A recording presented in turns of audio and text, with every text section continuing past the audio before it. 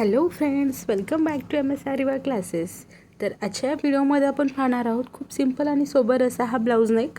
आता याच्यामध्ये हा आहे बॅक नेकमध्ये आपण लटकन देखील बनवलेले आहेत. हे लटकन कसे बनवले आहे, स्टिच कसे करायचे याच्यावरती आपण स्टेप बाय स्टेप पुढे व्हिडिओ पाहणारच आहोत. तर सगळ्यात अगोदर पाहूया आपण इथे लटकन ऑलरेडी बनवून घेतले आहे, त्याचा व्हिडिओ देखील पोस्ट केलेला आहे. आता राहिला बॅकनेक. आता बॅकनेकची मार्किंग इथे ऑलरेडी करून घेतली आहे. या बॅकनेकच्या मार्किंगवरतीच तुम्हाला चेन स्टिच करायची आहे, ज्याच्यासाठी की जरी थ्रेड इथं यूज केला आहे. या जरी थ्रेडला डबल तार निडल घेऊन चेन स्टिच करायची आहे या नेकवरती. सुरुवात करताना कोणत्याही एका साईडनं करा, जसं की राईट किंवा लेफ्ट साईडनं. आणि चेन स्टिच हे नॉर्मल स्टिचेस घ्यायचे आहेत, खूप जास्त जवळ पण नाही, खूप जास्त दूर पण घ्यायचे नाहीत. असं तुम्हाला सिंगल चेन घ्यायची आहे अगोदर. ज्यावेळेस तुमची सिंगल चेन कंप्लीट होईल त्यानंतर डबल चेन. तर व्हिडिओ अजिबात स्किप करू नका, step by step full video आहे, तसंच तुम्ही देखील पाहून घ्या.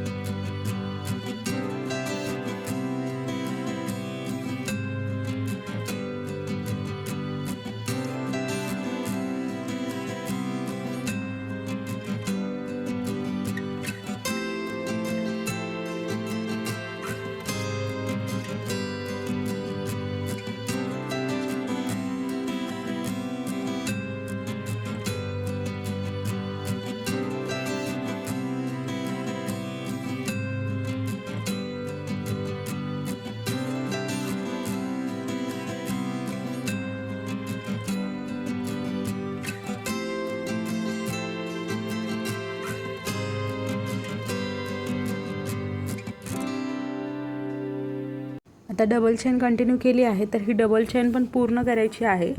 स्टिचेस तुम्ही पाहिले असतील, खूप जास्त जवळ पण नाही आणि खूप जास्त दूर पण नाही. जी अगोदर फर्स्ट चेन घेतली होती तिच्या बाहेरच्या साईडनं सेकंड घ्यायची आहे, असं नाही की आतमधल्या.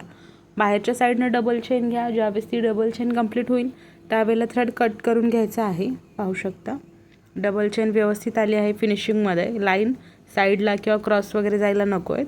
आता ह्या डबल चेन कंप्लीट झाल्या. डबल चेन कंप्लीट झाल्यानंतर घ्यायचे आहेत कट पाईप. आता हे कट पाईप मॅट फिनिशमध्ये आहे, त्याबरोबर शुगर बीड्स. सुईमध्ये तुम्हाला पकडल्यानंतर असं एक कट पाईप, एक शुगर बीड्स, एक कट पाईप, एक शुगर बीड्स असं पकडून घ्यायचं आहे सुईमध्ये. आता इथे मी एका निडलमध्ये असं भरून घेतलं, सेकंड निडलमध्ये पण भरून घेतलं आहे.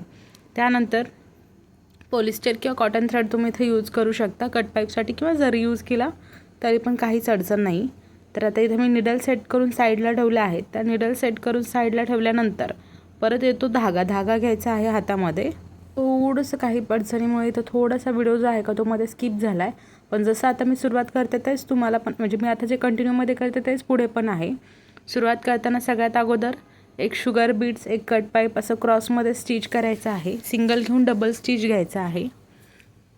पाहू शकता 2 बीड्स एकसोबत स्टिच केले, सिंगल स्टिच, डबल स्टिच, परत 2 बीड्स म्हणजेच एक शुगर आणि एक कट पाईप, असं तुम्हाला कंटिन्यू करायचं आहे बॉर्डरला. जी डबल चेन घेतली होती आपण त्या डबल चेनच्या बाहेरच्या साईडनं वर्क येते, आतमध्ये नाही. आतमधला कपडा हा कटिंगमध्ये जाणार आहे, सो बाहेरच्या साईडने घ्या तुम्ही पण घेताना. डबल चेन झाली, डबल स्टिच झाला. डबल स्टिच झाल्यानंतर हे असंच कंटिन्यूमध्ये पुढे चालू ठेवायचं आहे. पाहू शकता इथं जेवढं आपण या साईडला गेलं आहे ते सेम सेकंड बाजूला पण करायचं आहे इथपर्यंत. फिनिशिंग अशीच घ्यायची आहे. टर्न वगैरे करताना पण काहीच अडचण येत नाही. पाहू शकता तुम्ही जसं सुरुवात दाखवली मी ते शेवटपर्यंत झालेलं आहे. आता इथं पण जो राहिलेला स्पेस आहे तो पण असाच कंटिन्यू करायचा आहे. शेवटी कट पाईप आणि शुगर बीड्स स्टिच करायचा आणि जिथं पण एंड होत आहे तिथं 1 ते 2 नॉट द्यायच्या. त्यानंतरच धागा जो आहे तो खालून कट करायचा, एकदमच नाही कट करायचा. आता हा धागा कट करून घ्या. एक स्टिच दिला, परत अजून एक स्टिच घ्यायचा आणि नॉट द्यायची. म्हणजे एकाच ठिकाणी मी इथं 2 नॉट घेतले आहेत. आता नॉट झाल्यानंतर जी काही तुम्ही बॉर्डर जिथं नॉट दिली तिथून पण सुरुवात करू शकता. मी इथं थोडं साईडनं घेत आहे. घ्यायचे आहे 2.5 mm आणि ह्या मोतींना स्टिच करायचं आहे. जसं आपण सिंगल लॉक करतो सेम त्याच पद्धतीने. खालून धागा वर, एक स्टिच घेतला, परत अजून एक स्टिच घ्यायचा आणि इथं नॉट द्यायची. तुम्ही असं पण लॉक करू शकता किंवा आपण जसं वरच्या साईडनं लॉक करतो ती पद्धत ट्राय केली तरी पण काहीच अडचण नाही. एक एक करून घ्या आता हे बीट स्टिच. असं तुम्हाला पूर्ण लाईनमध्ये जिथं पण कट पाईप म्हणजे चेन स्टिचेसच्या साईडनं जो हा गॅप आहे तो पूर्ण फिलअप करायचा आहे. पहा